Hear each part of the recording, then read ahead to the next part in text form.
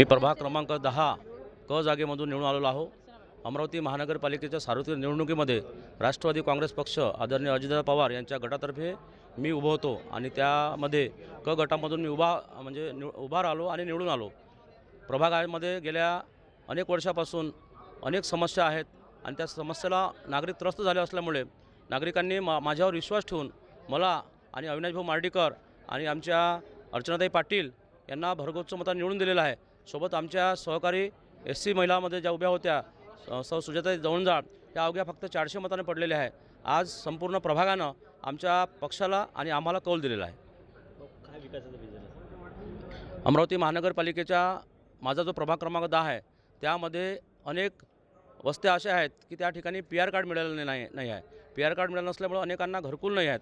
तर माझं पहिलं टार्गेट राहणार आहे की संजय गांधीनगर, पंचशील नगर, वडरपुरा, लुंबिनी नगर, कुंभारवाडा आणि जेवडनगर, बेनोडा आणि इतरही काही एरिये ज्या यशोदानगर नंबर 2 त्या ठिकाणच्या लोकांना आजपर्यंत PR कार्ड मिळाले नाही आहे। काही PR कार्ड मी दिले आहे, 350 PR कार्ड मी मिळवून दिले आहे। परंतु आणखी माझं भविष्यातलं प्रत्येक नागरिकाला घर आणि प्रत्येक नागरिकाला PR कार्ड हे मला मिळवून द्यायचं माझं टार्गेट आहे।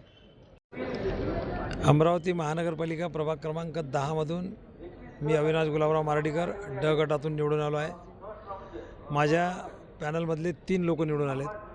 फक्त एक उमेदवार माझा थोड्याशा मतांनी पराभूत झाला। मला खेद या गोष्टीचा आहे की लोकांनी पूर्ण विश्वास टाकला असता तर प्रभागाला चांगल्या पद्धतीची आपल्याला विकासाला गती देता आली असती। हरकत नाही, जनतेचा कौल मान्य केला पाहिजे, परंतु जनतेने आमच्यावरती जो विश्वास दाखवला तो राष्ट्रवादी काँग्रेस पक्षाचे आदरणीय नेते अजितदादा पवारसाहेब, आमचे नेते आदरणीय संजय खोडके साहेब, सुलभाताई खोडके यांच्या नेतृत्वात आम्ही प्रभागाला महानगरपालिकेच्या माध्यमातून विकासाला गती देण्यासाठी पूर्ण प्रयत्न करणार आहोत। आमचे अनेक प्रश्न नागरिकांचे आहेत ते सोडवण्यासाठी ताकदीनिशी आम्ही 3ही लोक जनतेला निश्चितपणे न्याय देऊ आणि त्यांच्या विश्वासाला तडा जाऊ देणार नाही।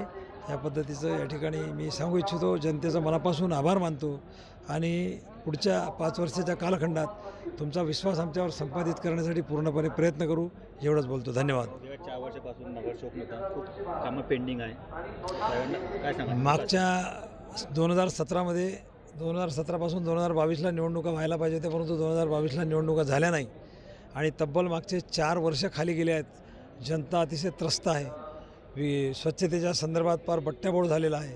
विकासाला कुठेही गती मिळालेली नाही, म्हणून मोठी जबाबदारी आमच्यावरती आली आहे। आम्ही ती जबाबदारी स्वीकारायला तयार आहे। आम्ही ती जबाबदारी स्वीकारणार पण आहे। जेवढ्या ताकदीनं जमेल तेवढ्या ताकदीनं प्रथम प्राधान्यानं स्वच्छतेचा विषय हाती घेऊ आणि स्वच्छतेनंतर अनेक नागरिकांचे जे प्रश्न आहे ते निकाली काढण्यासाठी प्रयत्न करू। धन्यवाद।